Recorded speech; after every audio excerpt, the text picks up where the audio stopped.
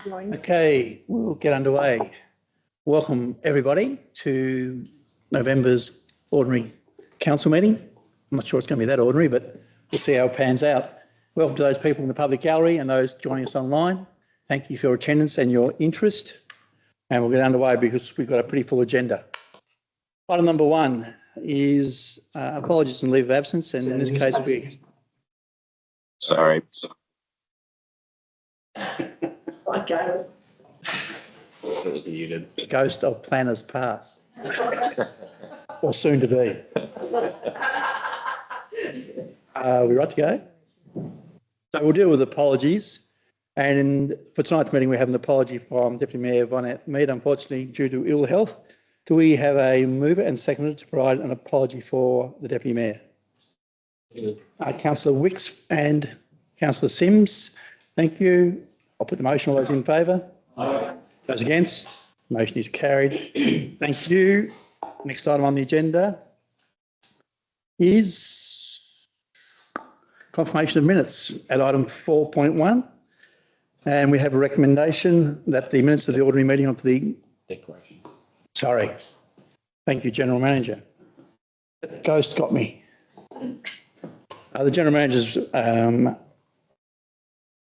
reminded me to ensure that anybody who has, any councillor who has a conflict of interest or a pecuniary interest in any matter on our agenda tonight has declared that interest and provide the appropriate paperwork to the GM, and will take the appropriate action when that item is considered or discussed. I assume that has taken place. Thank you. Now, in my rush, 4.1, confirmation of minutes from the ordinary meeting held on the 27th of October, with a recommendation that those minutes be taken as read and confirmed.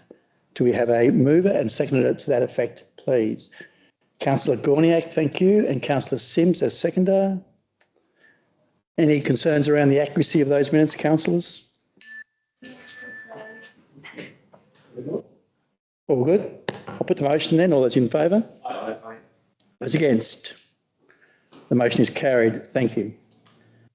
At 4.2, we have the confirmation of minutes from the special ordinary meeting held on the 10th of November.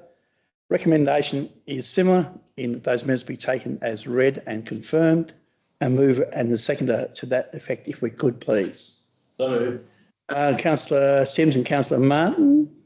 Happy to proceed. Councillor Sims. no problem. Any concerns around the accuracy? Councillor Martin, councillors? No. If not, put the motion. All those in favour? Aye. Those against? That motion is carried. Thank you. At item 9, we have public participation questions on notice from the public. And in this case, we've received questions on notice from Mr. Michael Baldock and Mr. James Redgrave. Questions have been listed in the agenda for councillors' information, as have the proposed responses. The recommendation is that those questions be received and that the responses be endorsed, and we authorise their release. We have a mover and seconder to that effect, please. Councillor Wicks and Councillor Martin. No need to discuss or debate. I'll put the motion. All those in favour? Aye. Those against? The motion is carried. Thank you. At item 10, public participation questions without notice from the public. And this is an opportunity whereby council provides the opportunity for anybody in the public gallery to address council on any matter, apart from those being discussed in the planning authority tonight. But there are also guidelines and requirements when people do address council that need to be adhered to. Those include, I guess, a level of respect in the way in which council is engaged. And there are concerns or guidelines around confidential matters, for example, or legal advice, or those matters that relate to possible legal proceedings. Likewise, there are concerns that relate to any matter which would normally be discussed in the closed section of council, and a number of other guidelines which apply to this part of council meeting. So those who have been here before would know about those guidelines. And I'll ask now, are there any members of the public gallery here present who would like to address council on a matter? We have two. Okay, we'll start. Neil, if you're... Oh, James, happy to go first? Neil, go. Pointing to you, though. I'm pointing. That's okay. Either or, if you would, please, or we're happy to move on.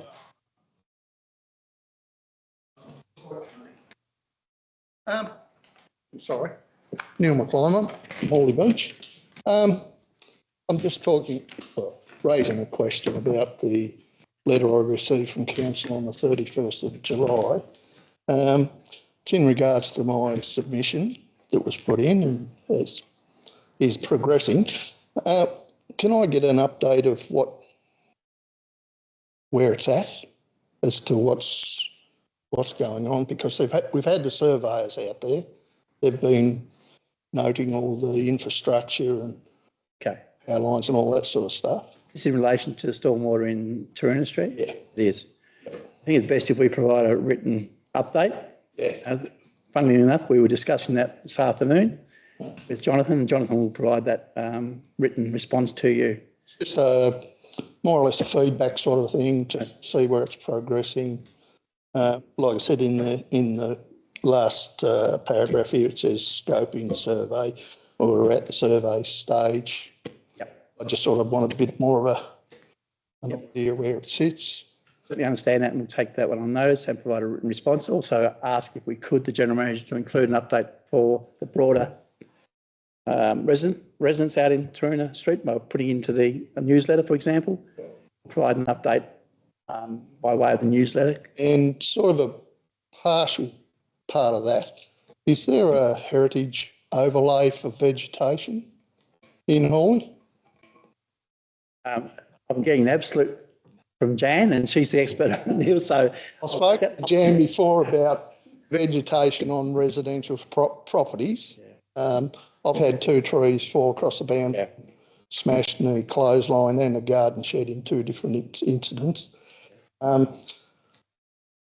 Following from that, with the new pathway, if you go for a walk around there's quite a few dead trees still overhanging the pathway. And I sort of brought a video to the council about 3 or 4 years ago when it was sort of underway. I think council should follow up, and now that it's pretty well mostly finished, do a tree inspection, because there are still she oaks that are dead and overhanging the track. notes have been taken, both on by Sarah and by Jonathan. So we'll take that on board, but I do also know there's work going on in the engineering assets department around revegetation out there. That would include an assessment of those trees that you're referring to. But again, thank you for raising that point. There's quite a few. Going for 3. No, it's sort of a little bit one. The second one is probably quite controversial. Council has quite a few buildings and assets that they maintain. What's council's position on biological males identifying as females in women's change rooms? Single sex safe spaces. I suggest we don't have a position, but I'll ask the General Manager to take that on notice by a written response. Yep. Because we've all got daughters, granddaughters, whatever. I wouldn't like to see anything going untoward in there. Concerns are noted, and we'll take that on notice and provide a written response. All right, thank you. Thank you very much. James, if you would, please.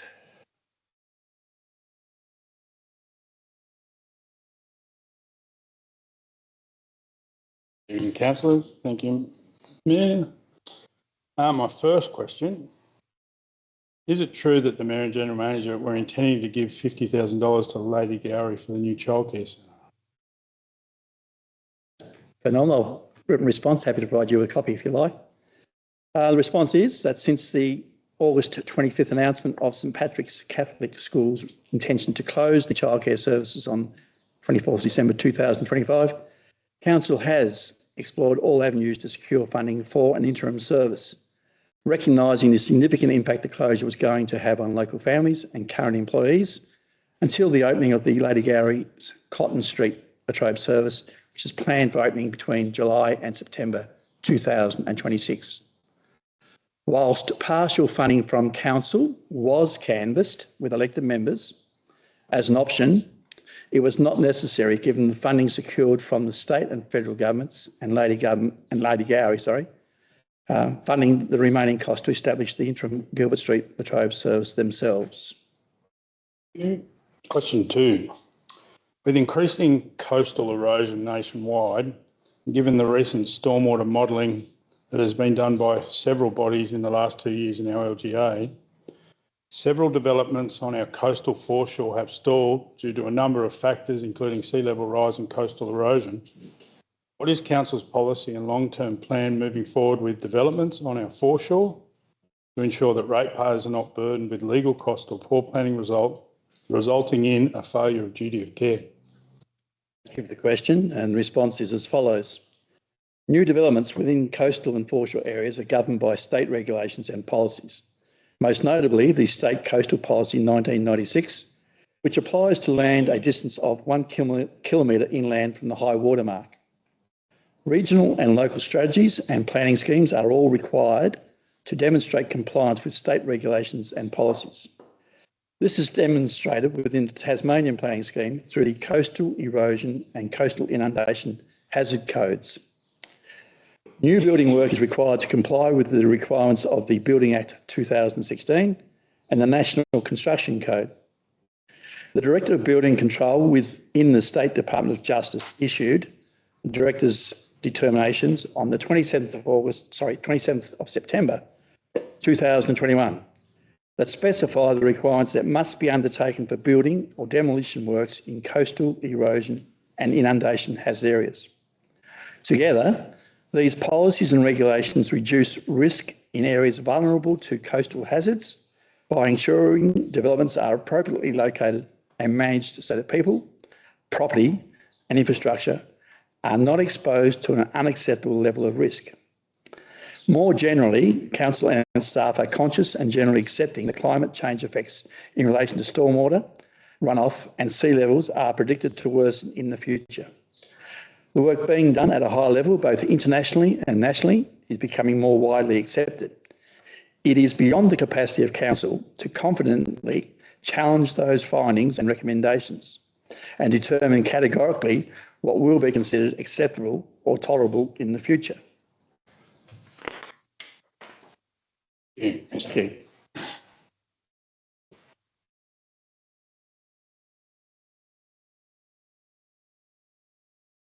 Okay. Next on our agenda, councillors, is at item 11, where I advise that in accordance with clause 29(1) of the Local Government Meeting Procedures and Regulations 2025, the Council will now act as a planning authority. In that capacity, Council will consider a development application at 57 Archer Street, Port Sorell, at agenda item 11.1. For the record, Councillor Baldock has declared a conflict and is leaving the room.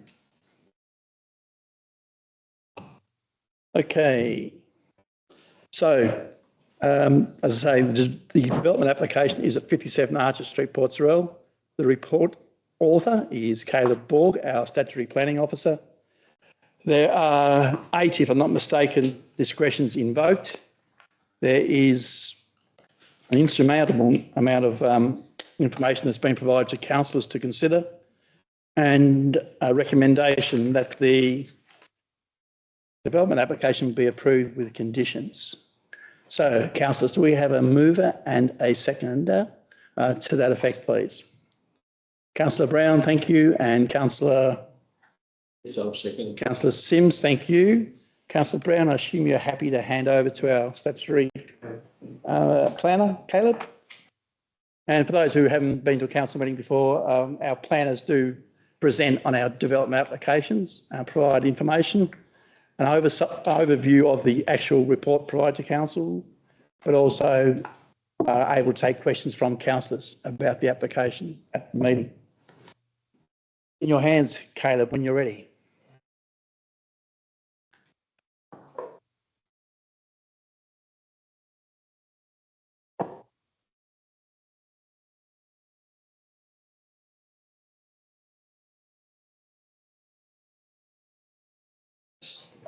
Good afternoon. As Mr. Freshman said, we have an application for demolition of existing structures and a proposed 6-lot subdivision at 57 Arthur Street. For context, that's the site.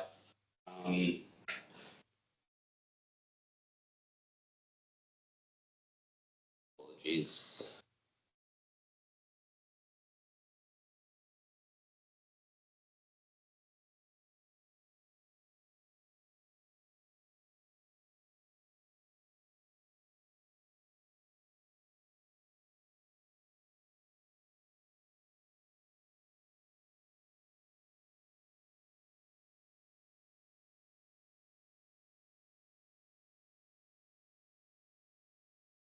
What's going on? Hopefully that will work now.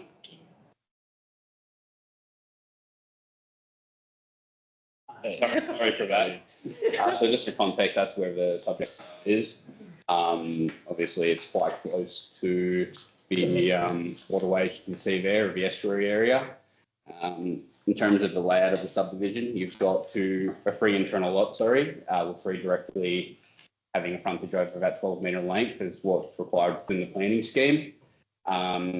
We've got a servicing plan here, which shows connection to the existing reticulated water and sewerage infrastructure along Archer Street and Port Street, with a stormwater connection being established within lots 6, 5, 4, 3, essentially all the lots there. In terms of the discretions that are invoked, obviously there was quite a few, as per what Mr. Freshney said. You've got the reduced frontage width length, which is consistent with the area, which I've outlined within the report there. You've got works within the waterway and coastal protection area, subdivision within a waterway and coastal protection area, subdivision within a priority vegetation area, works within a coastal erosion hazard area, subdivision within a coastal erosion area, works within a coastal inundation hazard area, and subdivision within a coastal inundation area. There was a report which was quite lengthy, provided by Pitt and Cherry in regards to the coastal inundation and erosion side of the application. I will get to that. I'll discuss it now, actually, sorry. Within those assessments, the report also did demonstrate that a tolerable level of risk can be achieved by the development. Obviously, both of the people who have signed off on this report are both suitably qualified people in their area, both with a decent amount of experience. So in terms of sort of the issues raised in those representations, and I'm happy to come back to that coastal inundation report, there were various stormwater related concerns that came up with the design of the subdivision. I can't really speak to those, and I provided a comment from our infrastructure and assets officer. Mr. Magel might have to elaborate on some of those points in regards to those concerns. We've also got, sorry, I skipped over a slide there as well. In terms of the planning matters, you've got the decrease in property evaluation, which again, it's not really a planning matter and can't be considered. The 6-lot subdivision should be capped at 4. The minimum lot size for the general residential zone is 450, which all of the sites are above. The only real discretion in terms of the requirement against the zoning standards was the frontage length variation, having the internal lots. The development should be restricted to single-story development as well. Sorry, the future building should be restricted to single-story development. So I believe when we go to, if the subdivision is approved, of course, each building within that subdivision will need to be assessed against relevant standards. So obviously you've got your building envelope there, I think. Okay. So obviously you've got your building envelope, which would still apply to these lots. There has been a section 71, condition to be included to say about the floor levels as per the coastal inundation report. So obviously each of those buildings are going to have a raised floor level. it would still be expected that, to make sure that no increase in visual bulk or privacy is breached upon, which is also within the privacy issue raised there as well. Obviously, the planning scheme does cover privacy and that sort of thing when you have buildings that protrude from that permitted building envelope there. And then the other point was the natural values report only assesses the impacts on the proposed development. The works and development as within the application are within the site. So that's what the natural values report has been addressed for. I did do a site visit, and it does appear that as per what and I'm no qualified expert or anything like that, but it just looked like modified lawn. It has been established as a residential property for quite some time. So it would be expected that a lot of that is just modified sort of residential lawn. As per the coastal inundation, obviously there I've included the coastal inundation map of the area. So you've got your red and your high coastal inundation, orange is your medium, and your light yellow or your yellow is low. As per there, I mean, most of the site is covered by that medium coastal inundation hazard band with, a bit of light in the centre and coming out towards the road there. And then I've just included an image on the right, so sort of general context of the area in terms of what that coastal inundation looks like.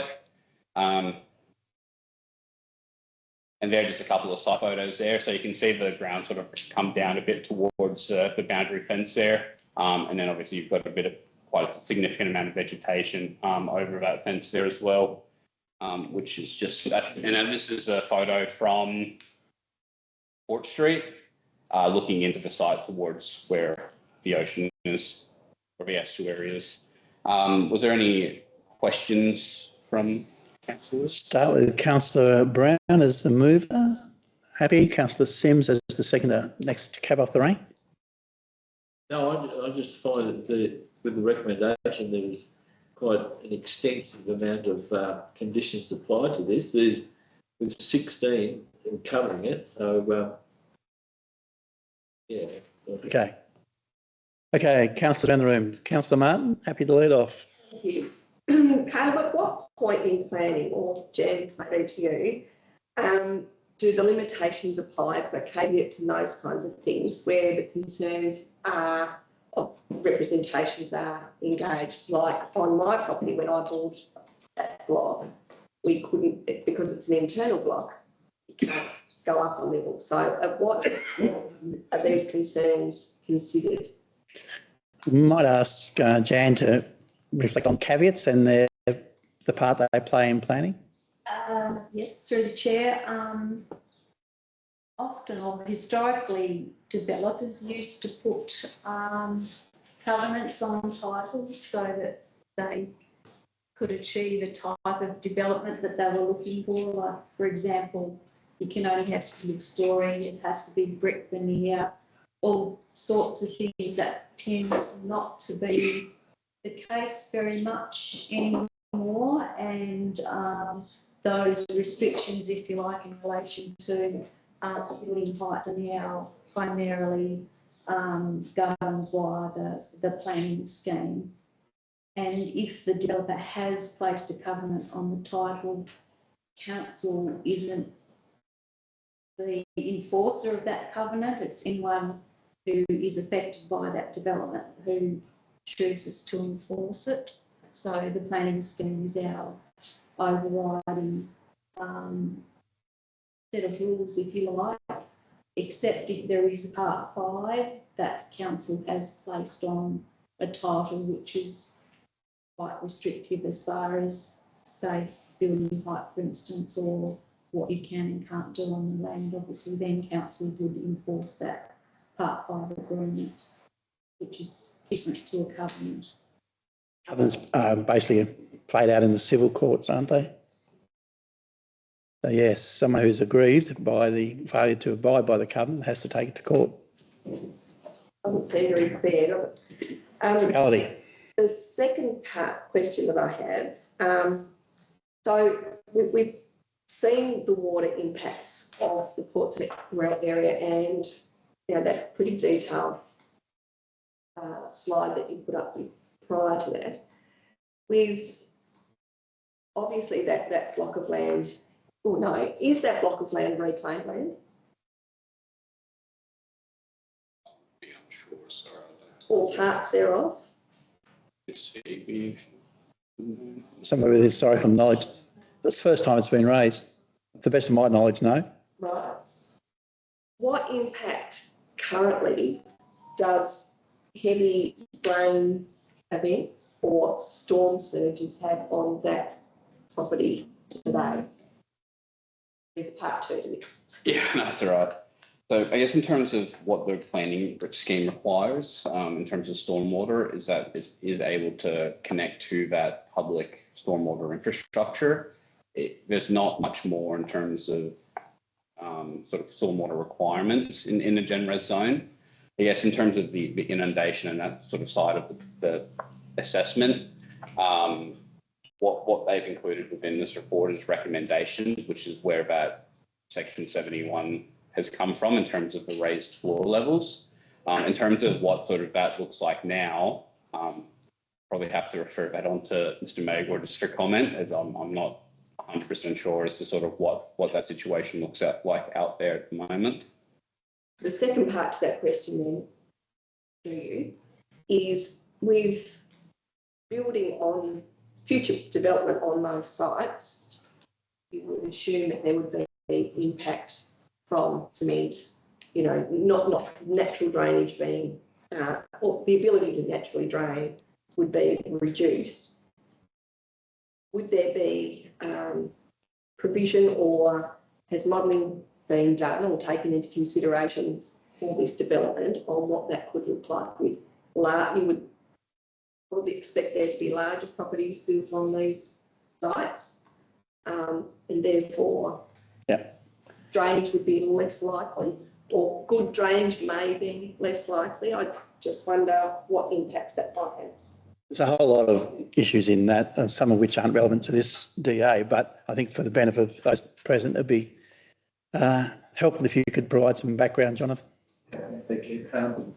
Certainly, as you can see with the prediction for water levels and things like that, it's going to become more and more problematic to put in a stormwater system that will drain a property that's already potentially got water at ground level. So until that point, there's an underground system that can carry that water and needs to be sized suitably for that development, so the expected impervious areas, roof areas, driveway areas and all the rest of it.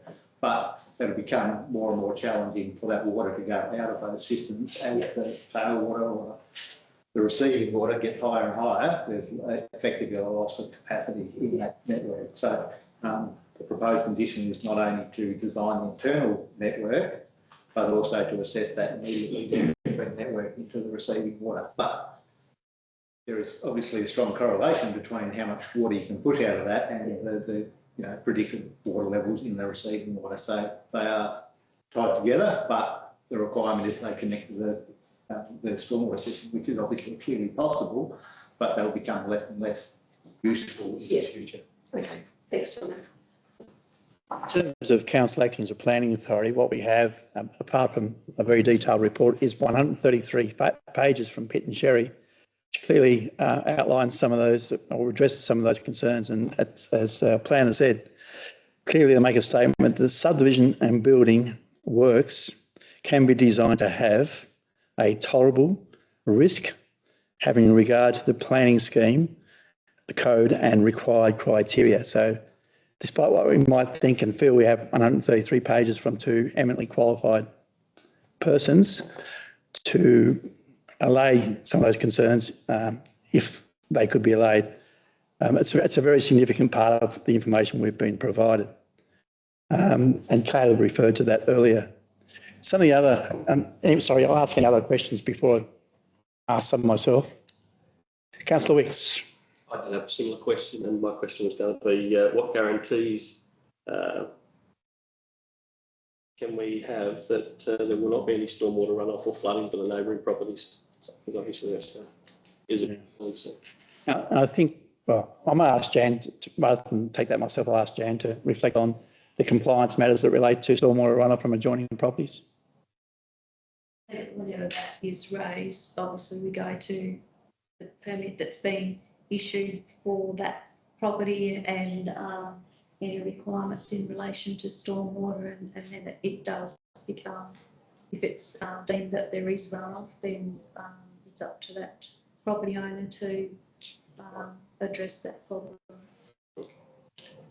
No doubt any future DAs for buildings on those blocks, should it be approved, will be conditioned to ensure that all stormwater is contained within or piped to, contained within the block or piped to a stormwater system.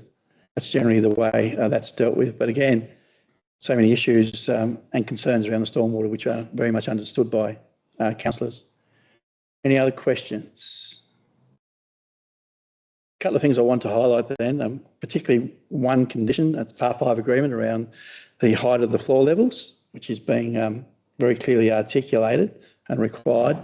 So the floor level will be above the existing ground level and above the, Jonathan, what did you call it?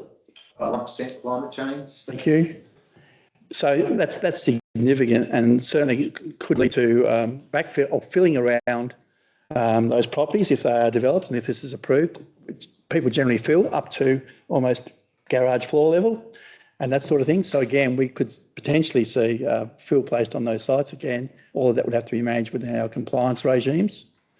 And again, that would heighten the concerns of adjoining residents, I would think. But again, we need to deal with that if and when those situations arise. We can't deal with that at the moment.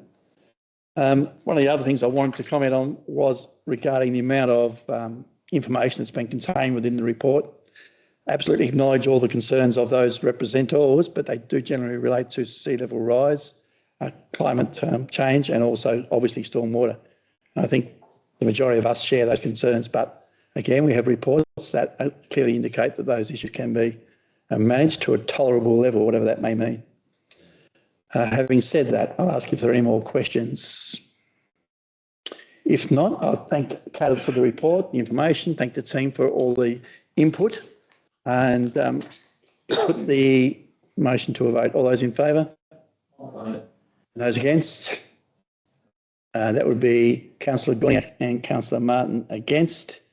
The motion is carried 5-2. Thank you again, Caleb, for the report.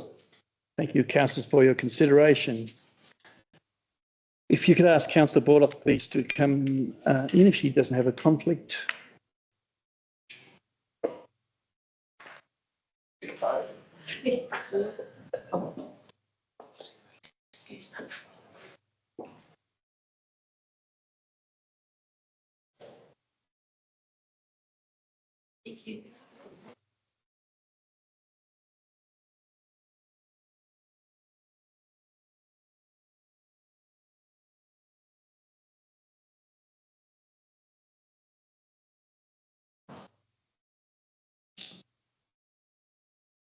Okay, councillors, now deal with 11.2 as a planning authority. 11.2 is a development application at 19 Hamilton Street, Latrobe. In this case, the report author is Payal Patel, our statutory planning officer, and we have a recommendation for approval with conditions. Do we have a mover and a seconder to reflect the recommendation, please? Councillor Sims, thank you. Is there a seconder? Thank you. Councillor Gorniak, a seconder. I'll ask our planning officer. Report. Thank you. Welcome and thank you for the report. We're in your hands. And thank you, councillors. Good evening. Today we have another planning application in front of us, which is 19 Hamilton Street. The application is for a dwelling extension and an outbuilding. That's just the site, quick site context, where the site is located. The site is actually at the corner of Hamilton Street and Cotton Street, with primary access through Cotton Street as it is. The site currently contains a single dwelling with associated smaller outbuildings. The copy of the proposed plans were provided with high resolution as an attachment to the report. The site plan in front of us shows the location of the sunroom extension, which is a dwelling extension, and the proposed outbuilding located. The proposal was also advertised for 14 days and one representation was received, and the summary of the concerns raised in the representation has been considered in the report.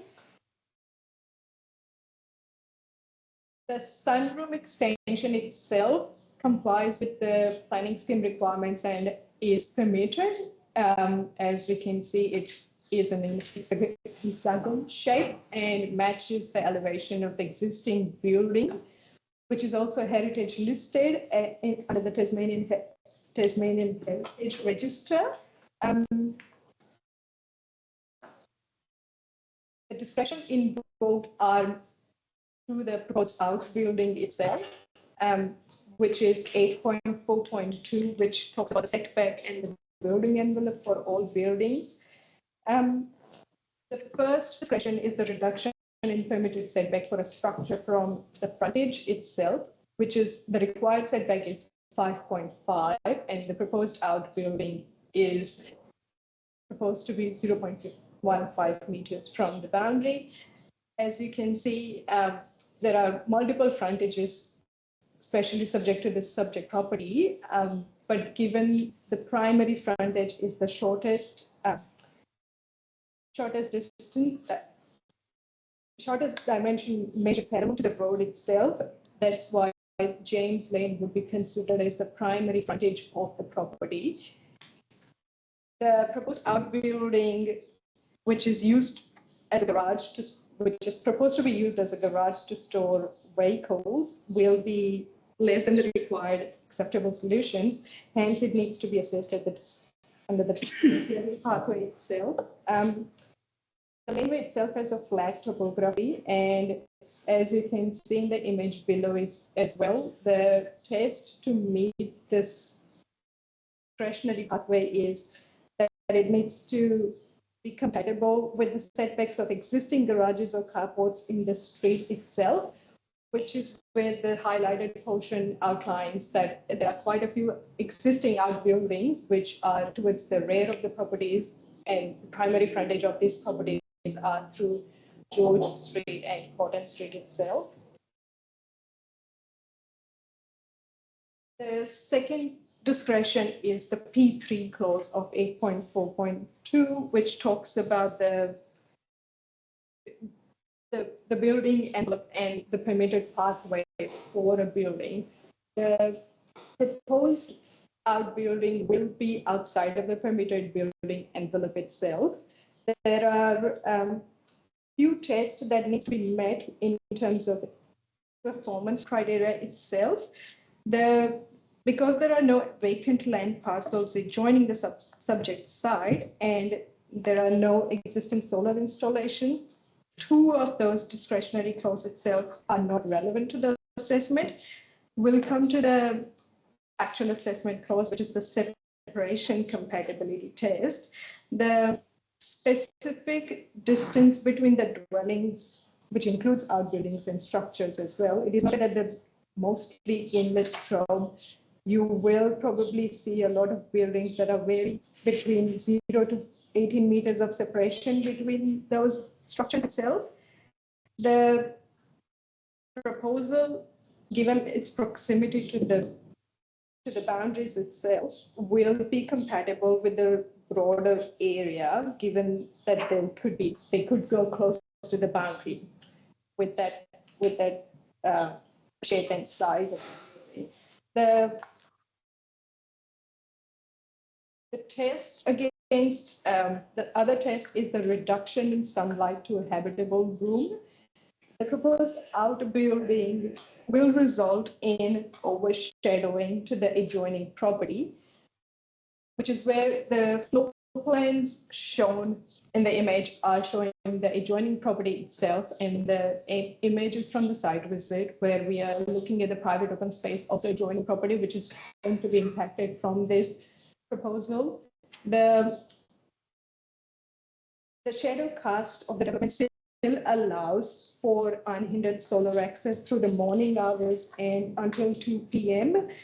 The majority of the area of the adjoining dwelling will still be outside of the overshadowing, but it will have that section which is the loft and the lounge area will have some sort of overshadowing after 2 p.m. to 4 p.m. And this is also from the shadow diagrams provided by the applicant as well on the shortest day of the year, which is the 21st. The private open space test itself, which will have the existing fence itself is 1.8 meters high, and the proposed outbuilding will be a further 2 meters higher than the fence. It is to be noted, though, that, as I said earlier, this is the worst case scenario for an overshadowing where the private open space would still have some sort of shadow through the majority of the day and will have shadow cast from the proposed development only after some hours. Visual impact itself, which is the fourth test of this discretion, 8.4.2. In determining whether if visual impact is unreasonable, would pose an unreasonable loss of amenity or not, it is important that we understand what is unreasonable in relation to visual impact, considering visual conditions that apply as would be viewed from the neighboring lot as well. The scale and bulk of the development specifically concerns the relative size and extent of something, which is the mass and the bulk of the building. As you would know from the pictures here, the adjoining property does have some sort of visual outlook to Dooley's Hill. This is the visual amenity that is subject, which is about to be obstructed with the proposed outbuilding location. However, given that the width of the adjoining title is also quite short itself, the proposed outbuilding will have that apparent visual bulk. It is not uncommon for general residential development causing some sort of visual impact for the part of the length of the boundary because it is allowed to go right on the boundary in general residential zone. But the minimal private open space for the adjoining property and the location of the lounge and the loft area will have an unreasonable impact if you look at it from their garden or if you look at it from their side.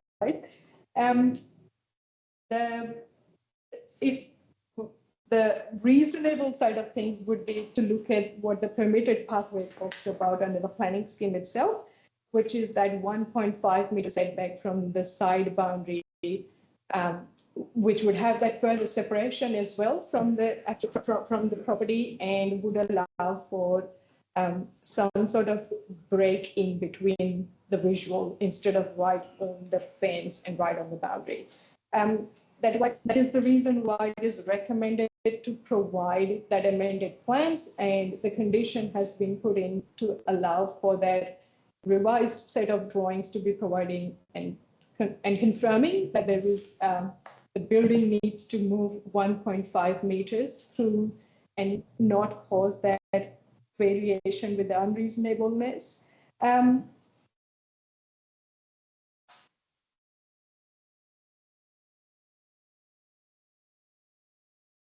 The picture on the first picture, which is sort of red line, is the 19.5 meter length of that outbuilding, whereas the reduced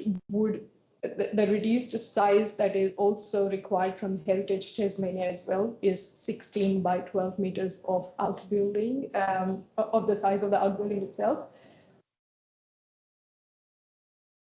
There are two things that we are probably that we are definitely asking is to reduce the size of the outbuilding, but also to move the building from the boundary to allow for that visual separation and break the visual bulk of the building. The last discretion invoked is the construction of the gravel access to the property. This is through the laneway. As you can see in the picture, it also meets the laneway is also not all the way the pavement as well, so it will match through what is existing and will not cause unreasonable. It is consistent with what is already there. the representation that we received talks about what I probably discussed quite a few things in there. The concern regarding the size and the bulk of the building itself has been addressed in the planning report that was provided in there.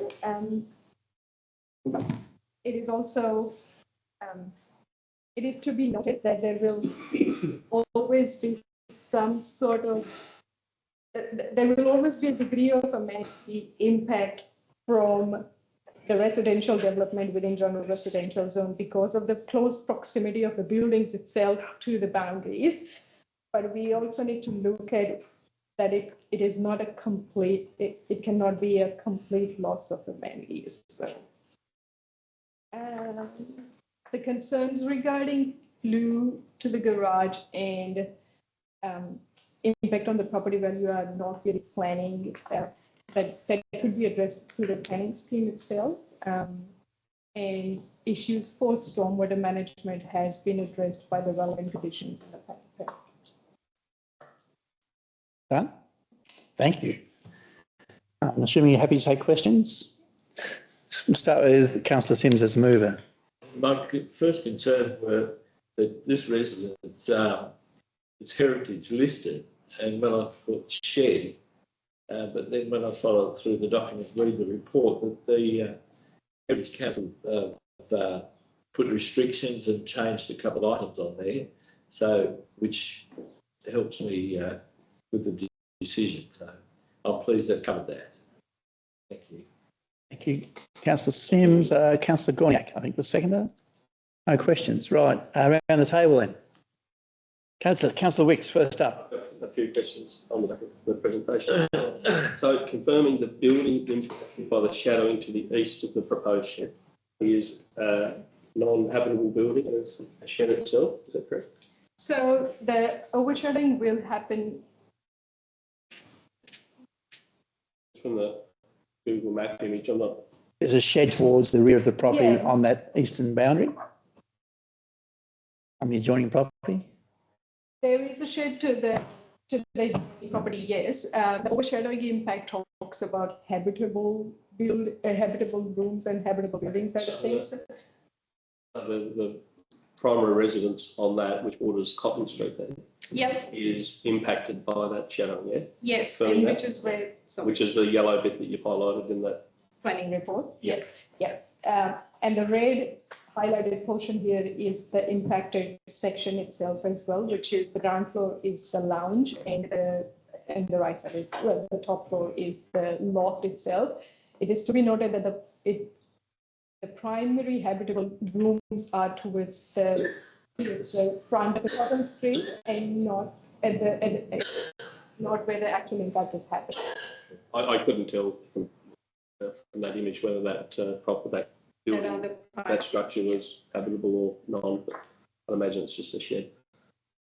The other question was, so we're confirming that the amended plans will be a setback of 1.5 Yes, to the north and to the east? to the east only. Only not to the east? So fronting that laneway would be as it was? Yeah. So, to my next question, upkeep of the laneway. Now, I remember former councillor John Nichols had property along there, and he was always concerned about who upkeeps the laneways and that sort of thing. Is it the residents or is it the council that provides the upkeep of those laneways?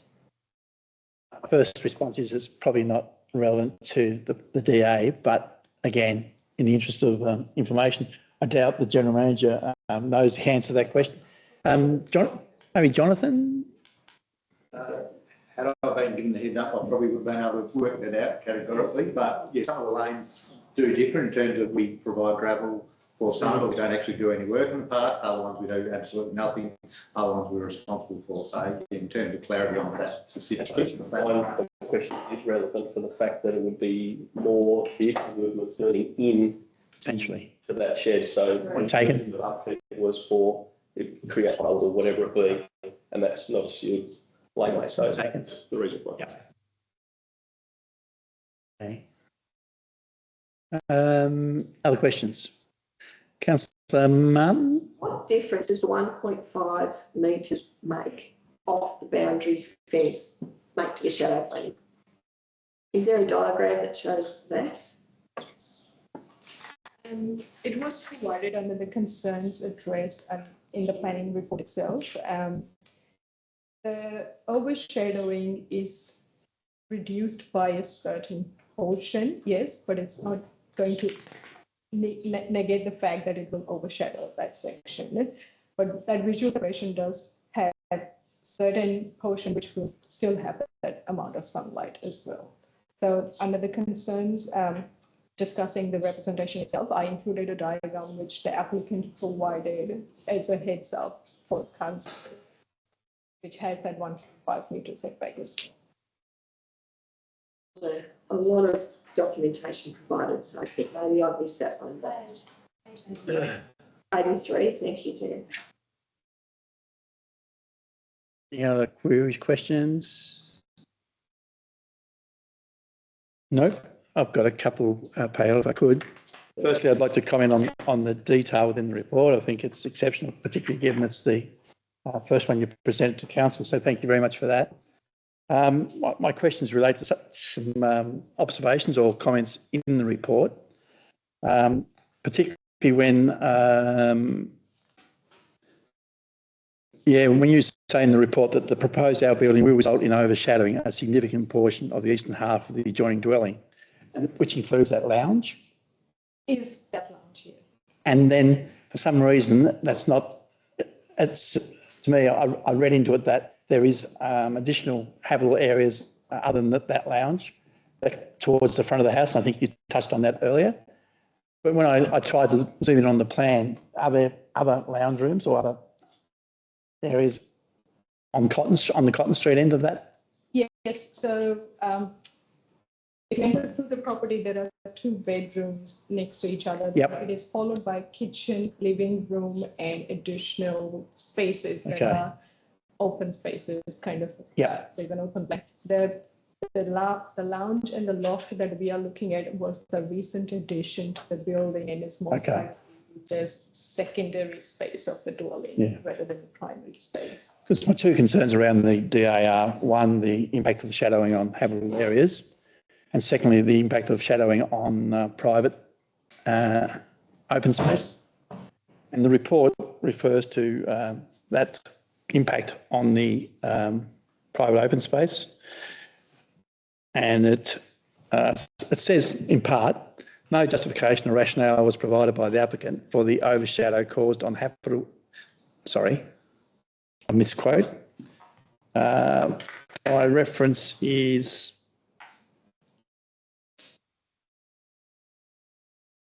it is. So that concern around that garden area, that lawn, is the primary private open space for that property. And despite the absolute good suggestion to have a 1.5 setback off that fence line, I still can't understand or accept that impact of that building on that private open space won't be considerable. And when we talk about unreasonable, again, it's subjective about the impact that building will have. Again, this is that scale and scope question, which we talk about in planning so often. Again, it's subjective. What's huge to one person isn't necessarily huge to another. So, and again, given the narrow width of that adjoining block, I think 14 metres or something to that effect, the scale of that building is significant, even if it's set back 1.5, and it troubles me greatly that the impact that will have in terms of shadowing over that private open space is more than what is reasonable, per se. So at this stage, I'm not convinced about that criteria being met. But again, I'm happy to hear others' input into their views in relation to that in particular, but any other questions or queries?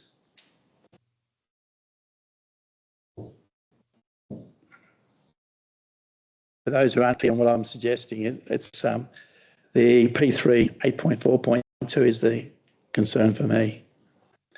But anyway, each of us has to make up our own mind in relation to that, along with the other elements of the report, as I say, which are quite detailed.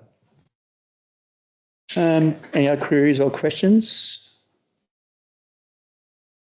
No? If not, I'll put the motion. All those in favour? That would be hands raised, please. No, those, you can take those against. Sorry, all those in favour? Again, sorry, raise your hands. 1, 2, 3.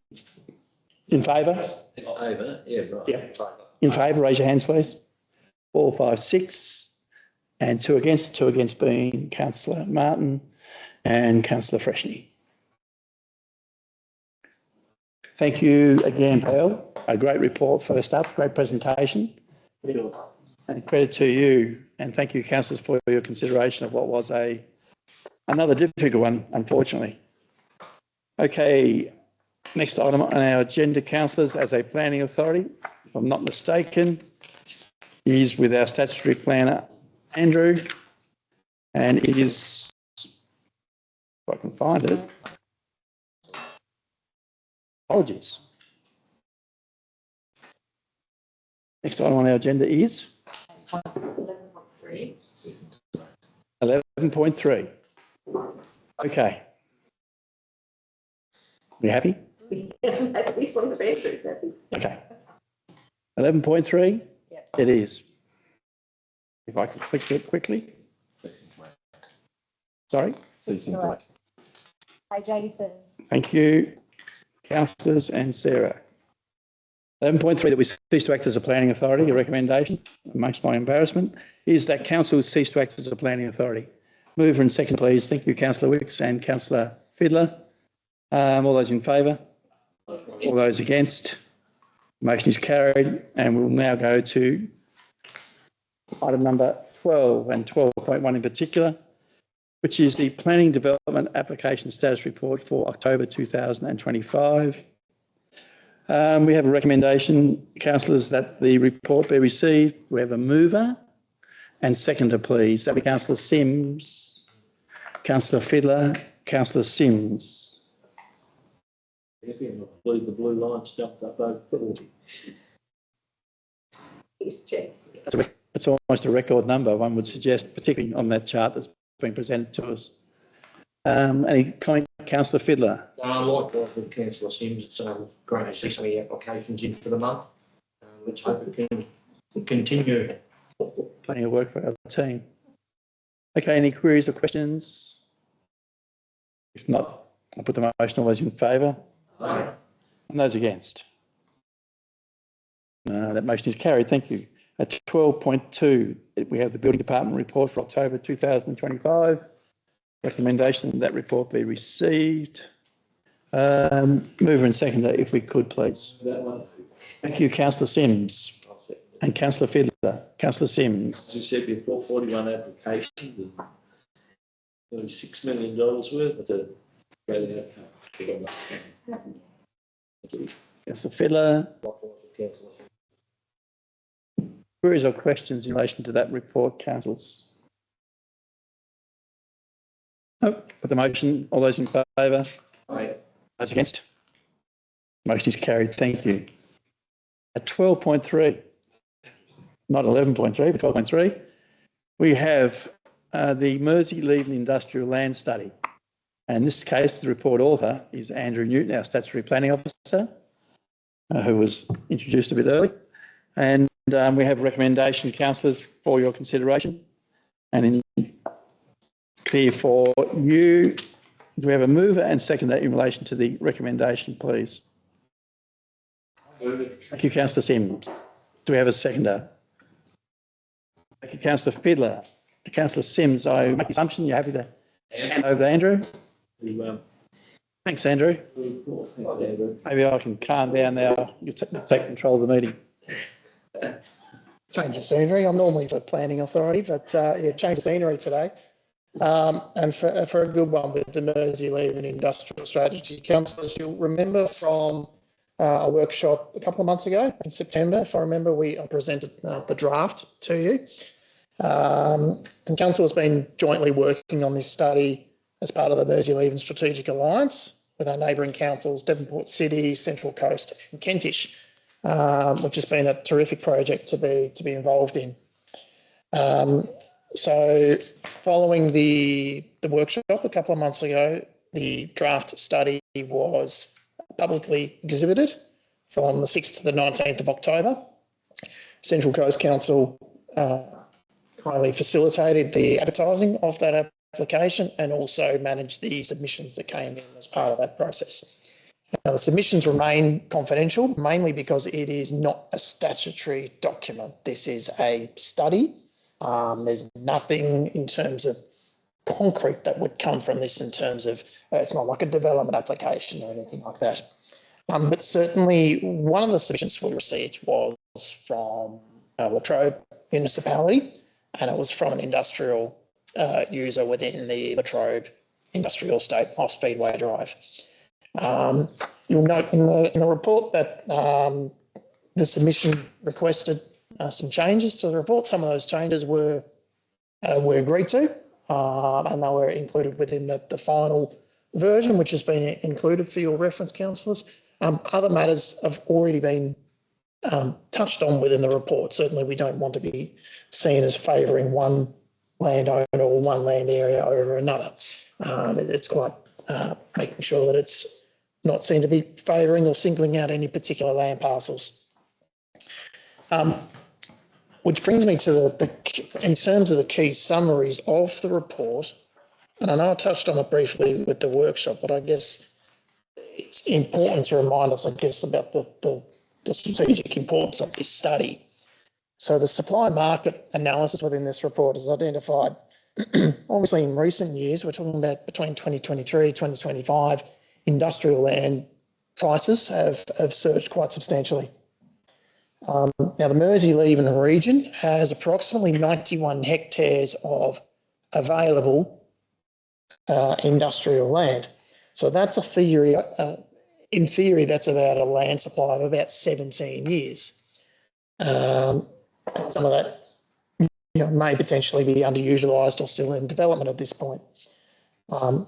Ideally, from planning, in the planning world, you ideally want 15 years of land supply. That's generally the magic number.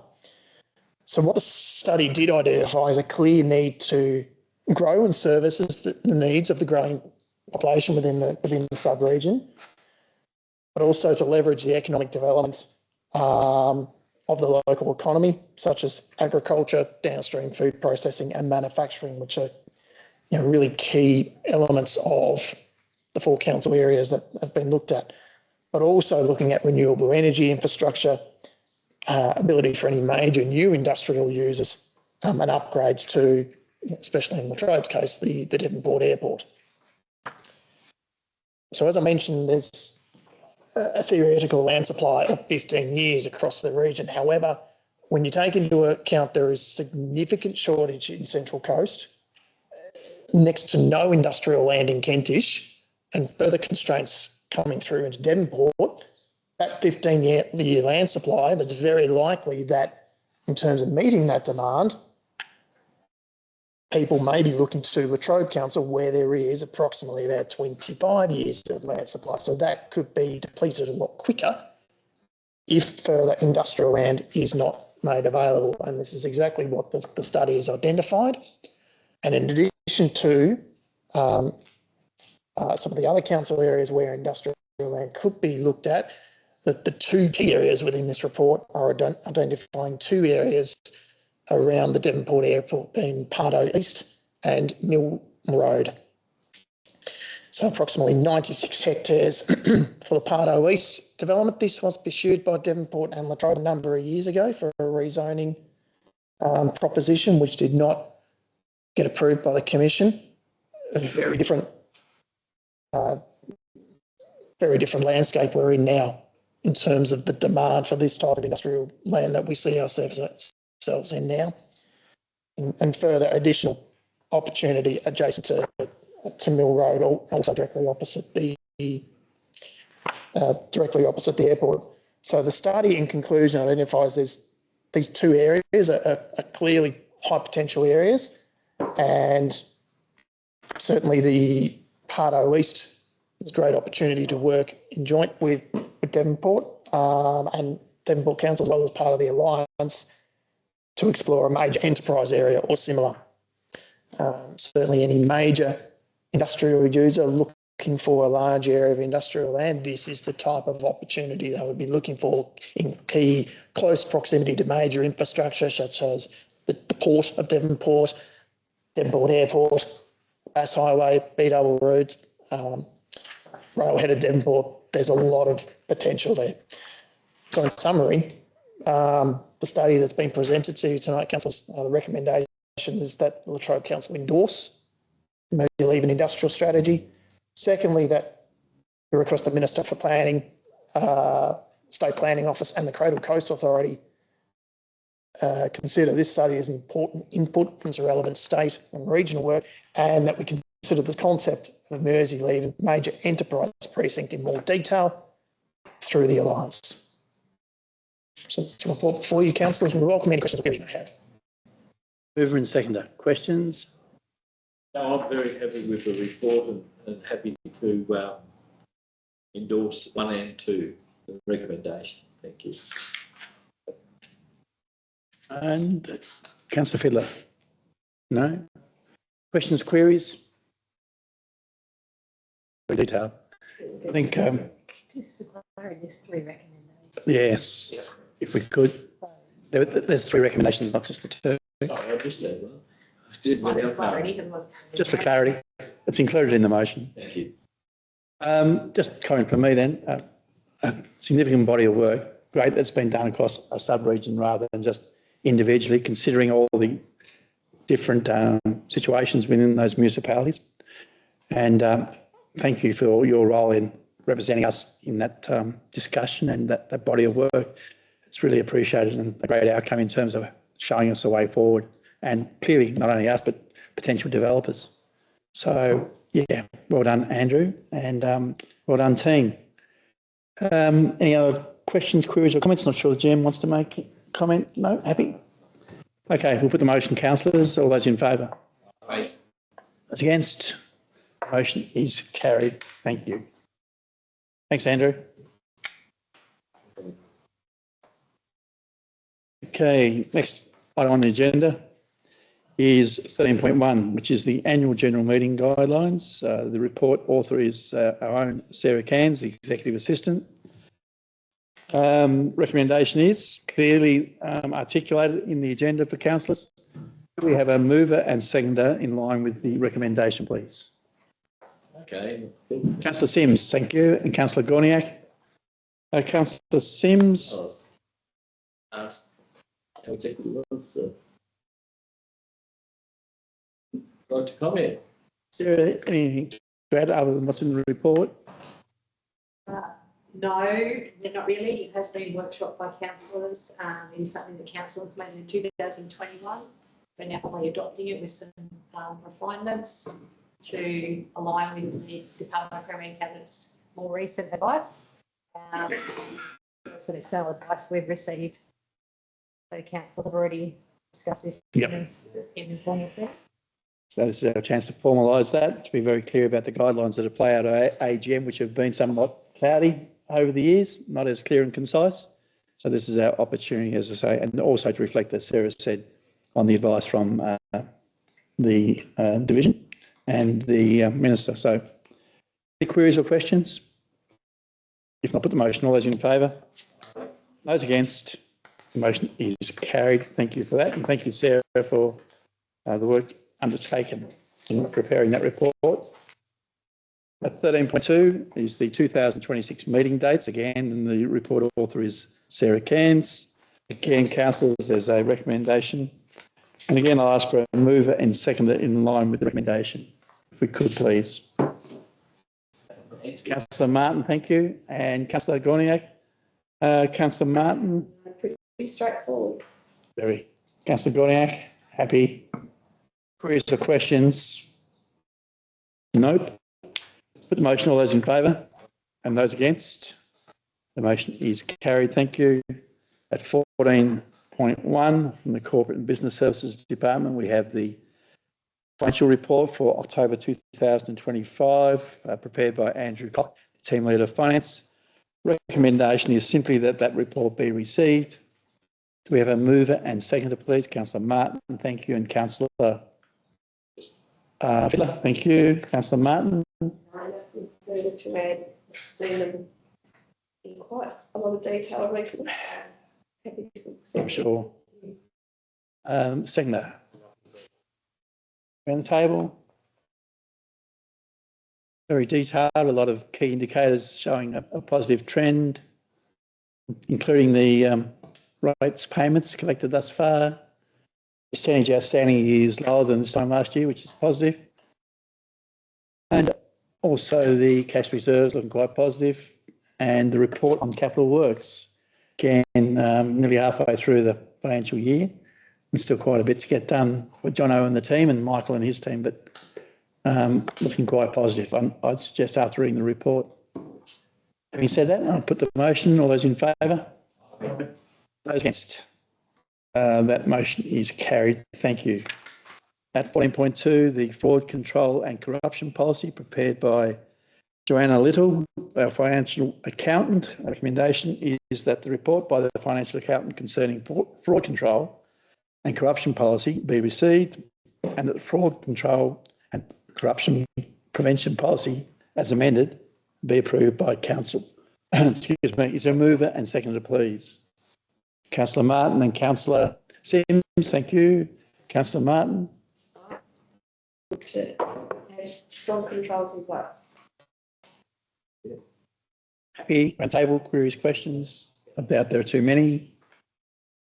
Again, appreciate the work being done to update those policies and procedures and provide that certainty. Put the motion. All those in favour? Those against? That motion is carried. Thank you. At 14.3, the Latrobe hydrotherapy pool review of fees and charges. Again, recommendations there that council adopts the amended fees and charges listed above for the Latrobe hydrotherapy pool effective from the 1st of January 2026. And secondly, that council's 2025-26 schedule of fees and charges be amended to reflect these changes.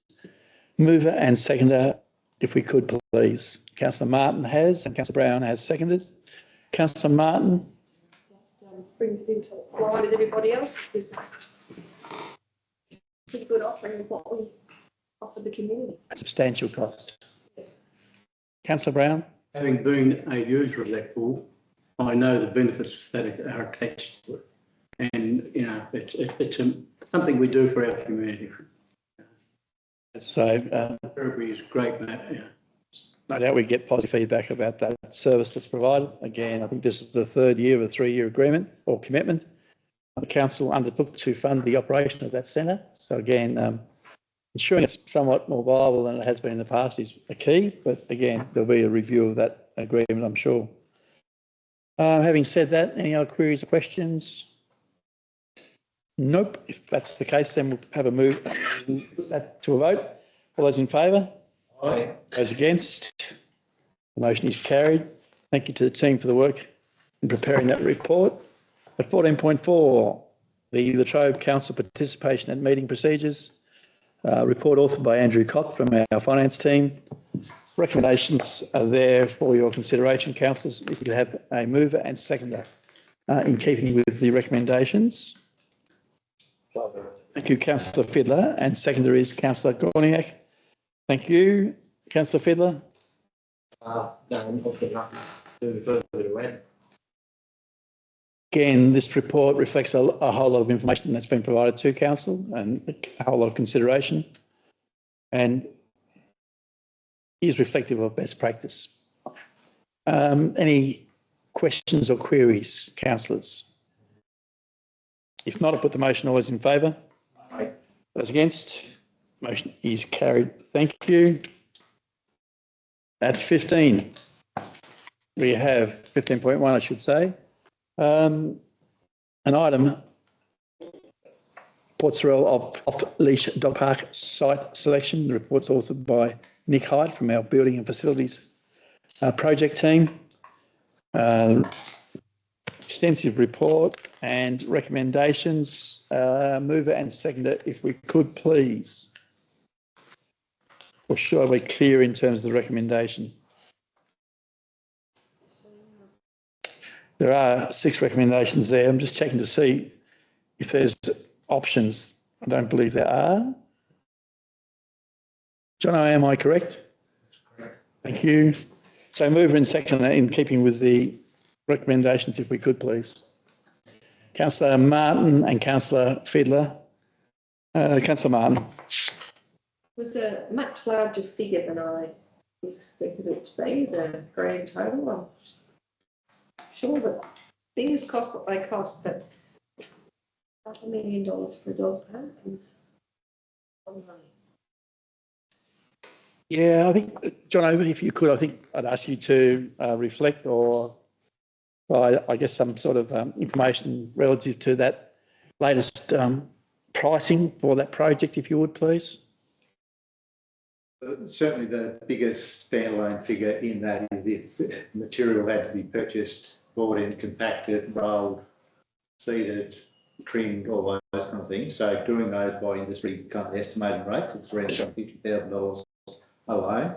But that is to build a site that is suitable, you know, the estimating rate to build a site suitable to build on. You don't need to build on the site, so we can certainly do a lesser standard than that. So we have got, having said that, we want to compact it enough that we're not in there topping up periodically, and if we're building a plinth for the fence, the plinth doesn't crack and become problematic to us in the future. So, so that was from the estimating guides, industry guide. So if we were able to source material from our own site, either that be this Moriarty Road site where we do take materials from roadworks, or at the Portsmouth Waste Transfer Station, or from another subdivision or activity that's happening in the area, effectively would be up to some transport costs and some machinery hired to move that around and then to seed it. So, yeah, the 479,000 is if we're paying effectively $250,000 to get that site level filled around 2,000 cubic metres. So that is about half that if you get rid of that element itself and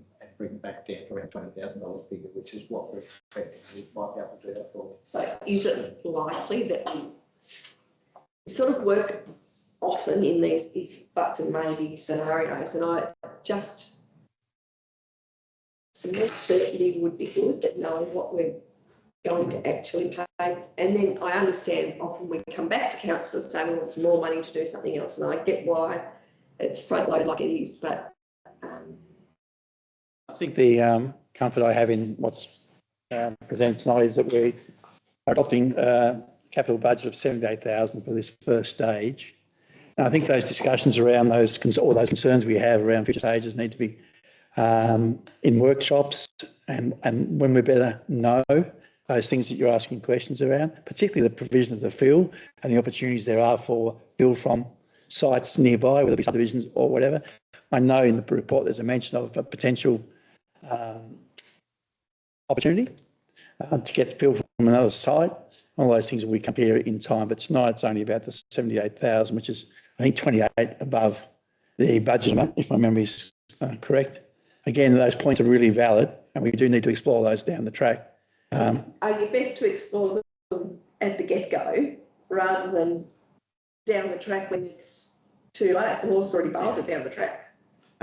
And with all due respect, I think we'll be better placed to explore them when we know about the field. Again, we're talking about 78,000 and not the entire construct. And again, it's not just about the field either. There were other components of that, which I know Deputy Mayor Mead wanted to discuss tonight if she'd been here. For example, where the parking takes place. Instead of having right-angle parking, having parking that's between the sports ground and the eastern end of the dog park. Again, those things are not part of tonight's item, but again, we need to have those discussions to better articulate, I think, what it is where we're going to land, and pricing may reflect that when we're better informed about the possibilities, particularly around fuel. But I wouldn't be fearful of what we're approving tonight in relation to the overall project. We will review that without question. I hope that allays your concern somewhat, but maybe not. Queries or questions? Very happy with the site anyway. Yeah, very accessible, true. And it does reflect the information we got back from our consultation with the general public, which is positive. If not, I'll put the motion. All those in favour? Aye. Those against? Motion is carried. Thank you. 17.1. Yeah. So Thank you, Councillor Sims. and seconded by Councillor Wicks. This is council workshops. Councillor Sims. All items thoroughly discussed. Councillor Wicks, happy that that list is. Thank you. And any queries or questions? If not, I'll put the motion. All those in favour? Aye. Those against? Motion is carried. Thank you. 17.2, we have the delegates' reports, which are there for your information. Recommendation is those reports be received and noted. Mover and seconder, if we could, please. Councillor Brown and Councillor Wicks, up first. Thank you. Councillor Brown. Very busy time for you, but good job. Thank you. It certainly is. Certainly concur with that. Thank you, Councillor Wicks. Yeah, and my EA says it's going to get busier, so heading into December. But anyway, that's life. Okay, any queries or questions in relation to those reports? No. If not, I'll put the motion. All those in favour? Aye. Those against? Motion is carried. 17.3, we have the council decision status report. Recommendation that be received. Mover and seconder to that effect. The Councillor Gorniak, thank you. And Councillor Fiddler. Any queries or questions, Councillor Gorniak? No. Councillor Fiddler. Around the room. Shake of heads. If not, I'll put the motion. All those in favour? Aye. The motion is carried. Thank you. At item 21, councillor questions on notice, whereby we have a question from Councillor Bordoff with a proposed response.